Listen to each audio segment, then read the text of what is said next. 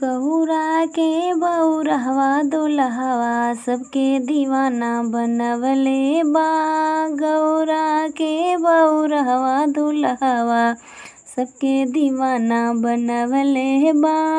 सबके दीवाना बनवले बा। सबके दीवाना बनवले बा। गौरा के बौरहवा दुल्हवा सबके दीवाना बनवले बा। अपने त खाले भांग क गोला। अपने त खाले भांग क गोला। गौरा ले बर्फी मंगवले बा। गौरा ले बर्फी मंगवले बा। गौरा के बौरहवा दुल्हवा सबके दीवाना बनवले बा। गौरा के बौरहवा दुल्हवा सबके दीवाना बनवले बा।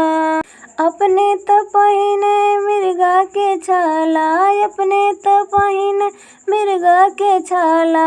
गौरा ले लहंगा मंगवले बा।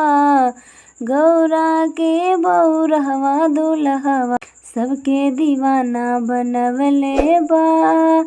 गौरा के बौरहवा दुल्हवा सबके दीवाना बनवले बा। अपने त रहेले टूटही मड़ैया। अपने त रहेले टूटही मड़ैया। गौरा ले महल बनवले बा।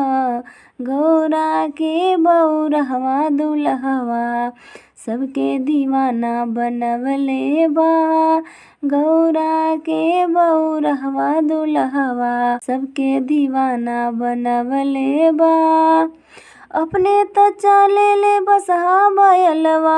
अपने त चलेले बसहा बैलवा। गौरा ले गाड़ी मंगवले बा। गौरा के बौरहवा दुल्हवा सबके दीवाना बनवले बा।